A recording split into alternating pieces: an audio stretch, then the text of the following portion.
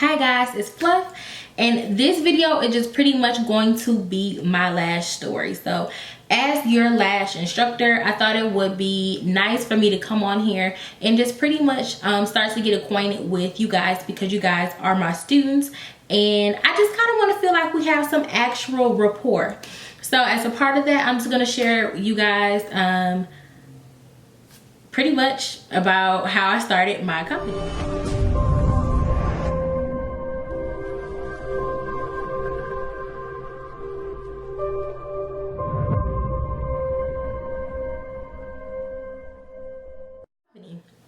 So of course the name of my company is Billionaire Beauty LLC, and you can book an appointment or shop our products at www.billionairebeauty.com. So my name is Fluff. I moved here to Atlanta, Georgia from Flint, Michigan at the age of 19.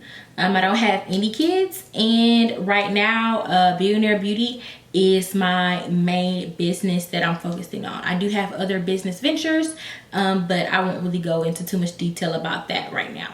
So I decided to become a lash tech because initially I wanted to be a makeup artist. I love doing makeup. I was good at doing makeup, and I wanted to be a makeup artist.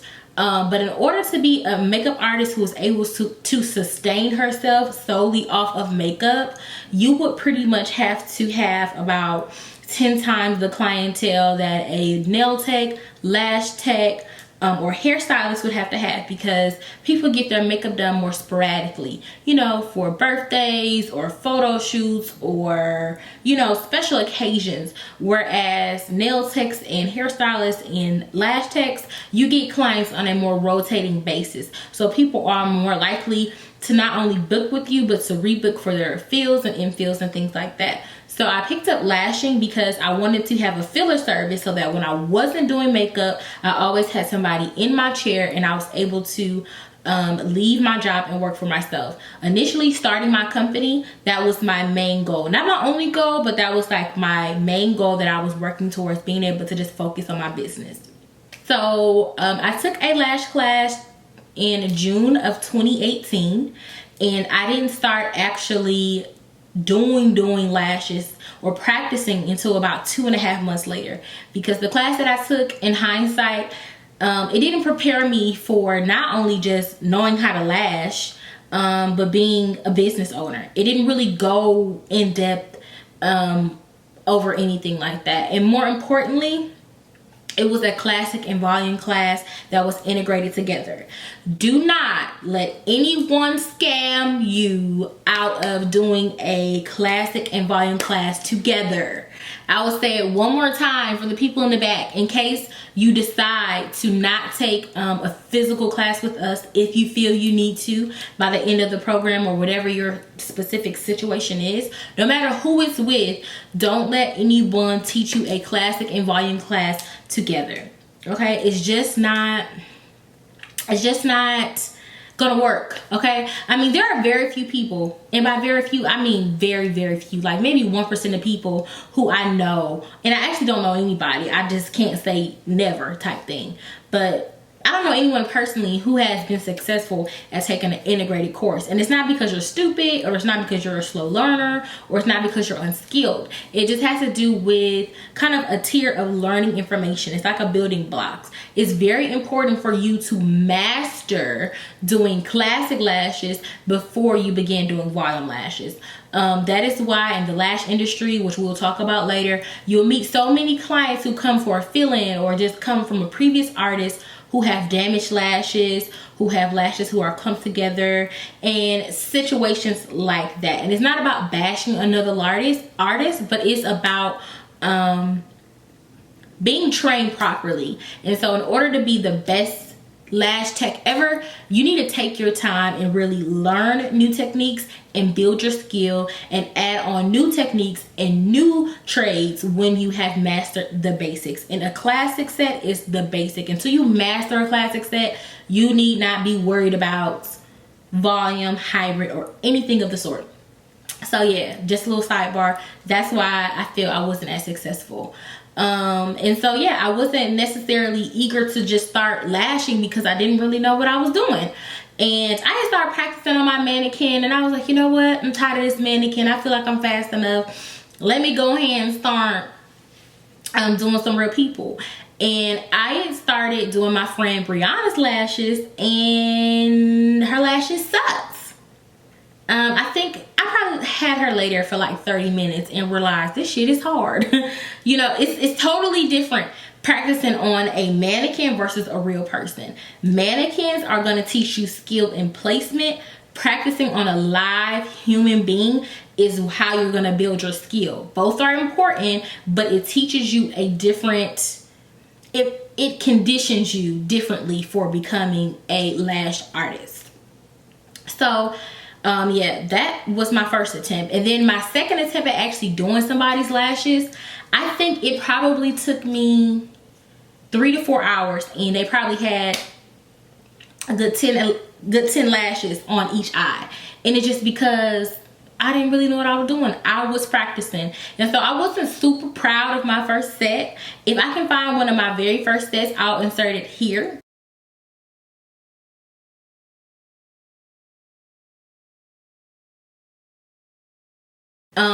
But you know, not even a year later, now my sets, my classic sets, my volume sets, they're bomb. I'll insert my classic sets again here.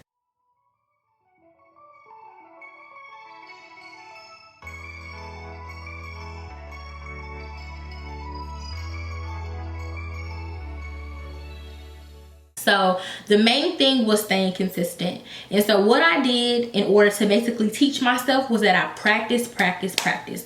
No matter if you enter this program to learn more about the business aspect, no matter if you enter this program to start lashing classics, no matter if you enter this program to start lashing volumes, whatever it is, you'll need to really apply yourself and practice.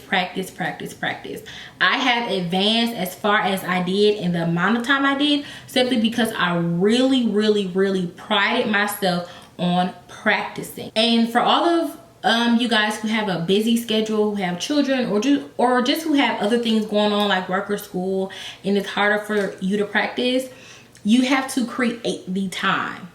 You have to really create the time and put lashing as a priority. Like, I literally dropped out of school to essentially be a lash artist and own my own business. Like, I started off in school basically as a bio major, and I went through a period in my life where I realized it just didn't make me happy. It wasn't about my grades. I mean, I graduated with a 3.9 college credit. I was good. Like, usually you hear of someone dropping out because school's too hard or whatever it is. It wasn't even that. I just generally was not happy, and I wanted to be amongst the people who are out here making their own money, owning their own businesses, putting other people in positions to make their own money and own their own businesses and work for them. And there's so many different avenues that owning your own business can open up for you and people that you love. And it was just something that I was eager to become a part of. So I literally sacrificed being in school to become a lash artist. Like I said, it started off as makeup, but it ended up being a lash artist, and I love what I do every day. There are things that are in the industry that can be discouraging and frustrating and things like that, but essentially I love my job. So I'm here to tell all of you who are busy the same way that I was at the time, you have to make sacrifices. Anything worth having is worth fighting for, okay? Remember, God says, and for those of you who don't believe in God, sorry, but just pretend I'm talking about the universe says, too much is given, much is required. So if you want a certain level of clientele, if you want to be able to charge a certain amount for your lashes, if you want to bring in a certain amount of money, you're going to have to put in a certain amount of work. And even as my business is growing, I still have to encourage myself when I get tired and lethargic that, hey, this is just a part of the process, and if I want more, I gotta be available to give more. So I want you guys to just really understand that being a lash artist isn't easy, but it isn't hard. It's just something that you have to be dedicated to doing. So I left school and I just started working a job full time so that I could get some other financial things taken care of, and so that I had the money to fund my lash career and do things like that. And so on all of my off days, because I work 12-hour shifts, I would work 2 days on, 2 days off, 3 days on, 3 days off. And on all of my off days, I would take models. It didn't matter how tired I was. It didn't matter. And a lot of times I was working overtime on top of that. So I was essentially working 7 days a week just because I was so serious about being able to quit my job. I hear a lot of people say about how they quit their jobs and I hate my manager. If you're not working your ass off on your off time, you must not hate it that bad. You must not want to leave. You must not want it, because you have to really put that energy into creating the avenue so that you can comfortably make that transition into leaving. So that's what I did. On all of my off days, I would just take models. I didn't have a lot of friends who were available to let me practice. And I will say that as well, as you're chasing entrepreneurship, period, you will start to see those who love you and those who just want to be around you to keep tabs on you. All right, there. So there's so much stuff socially that you're going to go through, and it's all going to culture you to be a better business owner. But I just want to prepare you guys. I saw a lot of people who really went for me. I saw a lot of people who were jealous, and a lot of times as humans, I think we kind of hold back on using the jealous word or the envious word because we don't want to seem arrogant. But you'll see in your own journey, you're going to start to see the people around you who are really not necessarily for you. So even though I didn't really have too many people that were readily available for me, that were going to let me practice, that were going to help me out, what I did was I created my own pathway to make sure that I was able to practice and get the experience I needed. What I did was I went on Tinder and I said, hey, just here for friends. And I wrote that in my bio and was like, here to help girls. Here to do lashes for free, or DM me if you want your lashes done for free. And every person I matched with that was in my area, I sent them the same message. Hey, would you like to get your lashes done for free? Hey, you want to get your lashes done for free? Hey, you want to get your lashes done for free? And before you knew it, on every single off day, I was booking models. I was booking random people, random strangers. I had a lash room in my house. They would come to my house and they would get their lashes done. It didn't matter what they really thought about it, to be honest, because essentially they were models, and it was about me practicing and getting the experience, seeing different lash types, different eye shapes, just getting the practice I needed to know how to take somebody down. Everything I needed to do, I had to put that energy into doing it. I couldn't wait on someone else to, you know what I'm saying, be available to me. So if that meant I had to let strangers in my house, I let strangers in my house. And now I'm at a point where I don't have to do that. So that's what I did to gain my experience initially. Now, at the time, I lived like north of Atlanta. I wasn't actually in the city of Atlanta. And once I got to the point where I felt experienced enough to start charging people and I felt comfortable and a little bit more confident in my work, definitely was not the best lash tech, but I was a good enough lash tech. Once I got to that point, and people would try to book, they would try to book and then be like, oh dang, you're so far away. Oh dang, you're an hour away. Oh dang, I didn't know this, that, and the third. And so what would happen is I was like, you know what? It's either I take this leap of faith and I get a space in Atlanta, or I always wonder what if. And I was in a place in my life where I was tired of like going back over all of my old decisions and wondering, what if I just tried? What if I just followed my own way of thinking? What if I wasn't concerned with what my parents thought, what my family thought, what my friends thought, what my coworker thought? What if I wasn't concerned with what some mean stranger on YouTube or Instagram thought? What if I just did what I felt I should do? And so that's what I ended up doing. I ended up just saying, you know what, F it. I ended up getting a space right in Buckhead, right near Lenox, like literally the heart of the city. And I moved to my space with no clients. And I will show you guys a quick video of what my very first lash space looked like.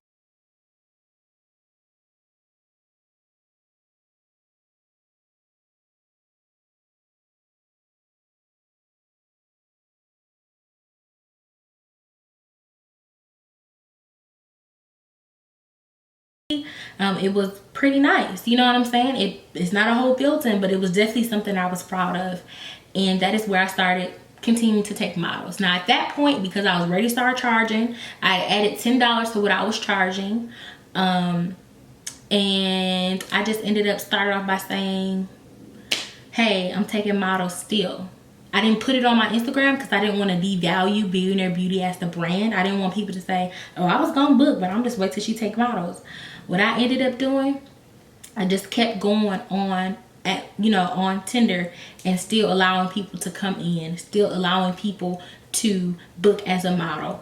And when people would be ready to book with me, I would let them come to the space, and most of them would tip. And that first month, I thought I wasn't going to be able to pay my rent. I ended up being able to pay all but like $130, like from strictly my shop money, of my rent. And I was so proud of myself. And since then, it's been a breeze. And it just took off from there. But from that story, consistency was the key to me getting to the place that I am now. So since then, I was able to quit my job. I was able to move, which, sustain myself and move somewhere else. I was able to start a strip lash line. I was able to start a lash tray line and a tweezer line, all under Billionaire Beauty within a year.